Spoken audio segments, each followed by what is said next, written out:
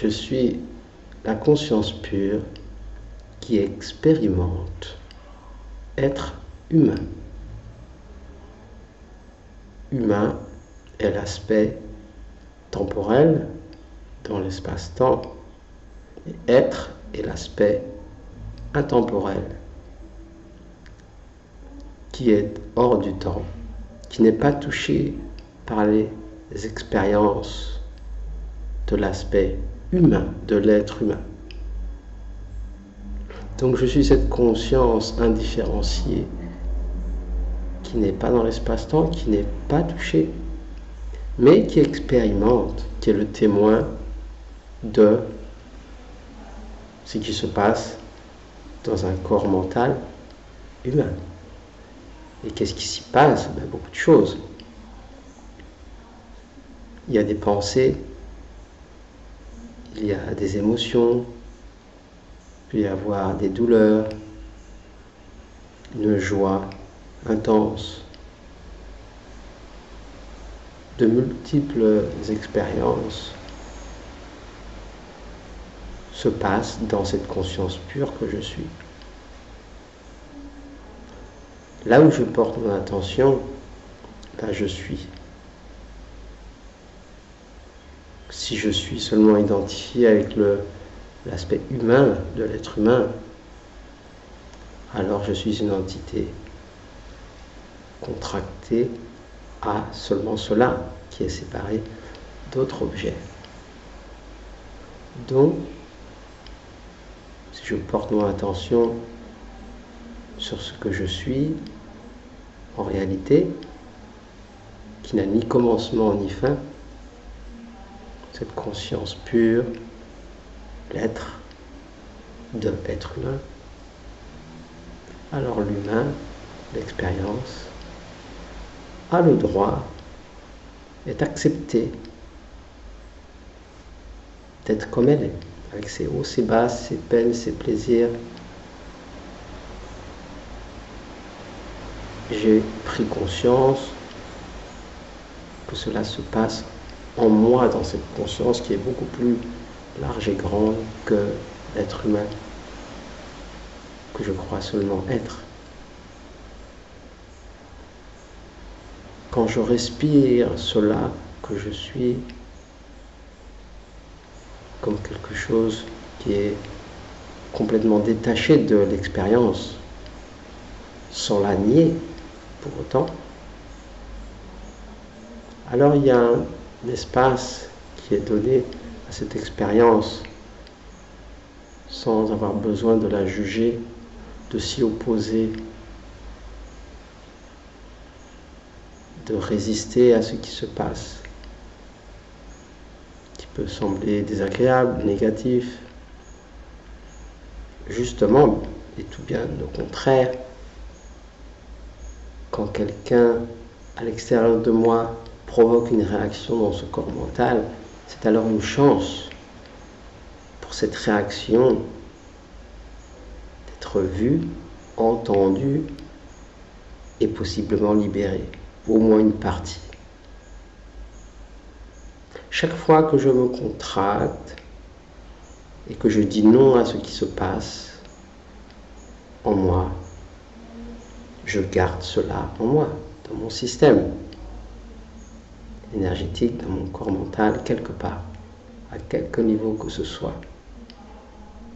Si, bien au contraire, je ne ferme pas, je ne contracte pas, je reste ouvert, quand il y a quelque chose d'extérieur qui vient toucher quelque chose de pas forcément agréable en moi, je suis cet espace qui autorise cela à être comme c'est, sans ni pousser, ni attirer, ni manipuler, ne rien faire, parce que ce que je suis n'est pas dans le faire, ce que je suis est être, qui n'a ni bras ni jambes, qui ne peut rien faire, qui ne doit rien faire, ne peut rien faire, puisque l'être n'est pas pris dans cette toile d'araignée de l'espace-temps.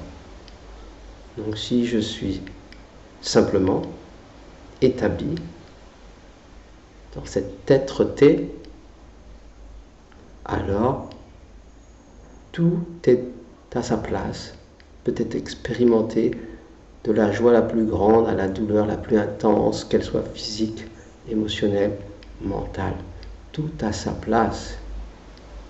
Et au contraire, si je lui donne l'espace, bien au contraire, si je lui donne l'espace d'être, alors tout ce qui a été enfoui dans les mémoires, parce qu'à un moment donné, dans l'existence passée de cet être humain, il y a eu une contraction, une résistance à laisser passer cette expérience, une expérience, à un moment donné, qui n'était pas recevable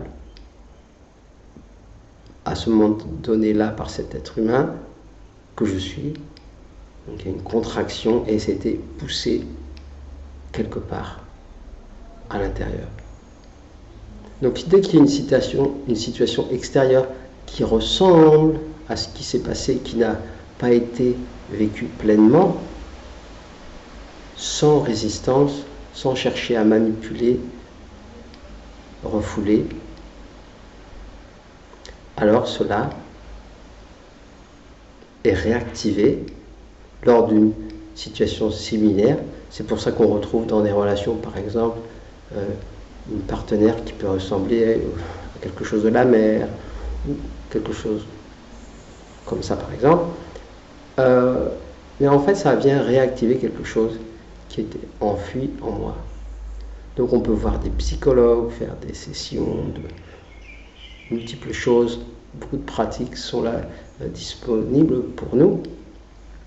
Mais il y a une pratique qui n'est pas une pratique, qui est la mère de toutes les pratiques, qui est être ou ne rien faire.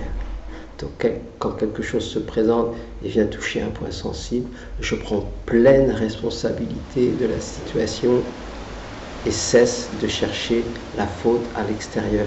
La personne en face de moi agit de façon parfaite, même si elle est terrible. En apparence, elle est là pour me montrer ce qui est irrésolu pour moi. Merci beaucoup à ce qui se passe. Parce que mon attention est de plus en plus tournée où? Vers l'intérieur, pas à l'extérieur. Les objets ne sont que des manifestations dans le champ de la conscience, des projections, des apparences dans ce grand rêve de l'espace-temps qui sont là pour me permettre de possiblement m'éveiller à ma vraie nature. Je reconnais cela, je remercie chaque événement comme une chance d'éveil. Chaque instant peut être reçu de cette manière. Et alors, je suis un étudiant éternel, ouvert à cette transformation, qui ne concerne pas ce que je suis réellement, l'être, qui n'a pas besoin de se transformer, qui est parfait. Et l'être humain, dans l'espace-temps, est voué à se transformer, puisqu'il vit dans l'espace-temps, qui est fait de différences, de changements. Donc le plus grand support que je puisse donner à cet être humain, c'est ne rien faire, ça veut dire être, honorer ma nature la plus profonde, qui est le support en fait. L'être est le support du faire. Plus je réalise cela, en réalisant que cette illusion de l'ego en fait, bloque l'entrave de cette énergie de circuler et de faire son travail, de libérer ce qui peut être libéré, plus je réalise que cet ego, en fait, je n'en ai pas besoin. Juste de l'ego pratique pour fonctionner dans le monde. Mais cet ego malade, je n'en ai plus besoin. Donc je réalise ce que je suis et je laisse la vie libre de faire son travail. Et je perds l'aptitude à discriminer ce qui est agréable ou désagréable, qui deviennent juste de plus en plus égales, puisque ce sont juste des expériences. Donc pour me libérer de ce plan du bien et du mal, du plaisir et de la peine, c'est apprendre à les considérer comme égales. Juste des expériences. Elles ont un goût différent, Ce sont des expériences. Donc, en fait, on s'abandonne à nous-mêmes, c'est-à-dire l'être se reconnaît lui-même pour ce qu'il est et s'abandonne à lui-même.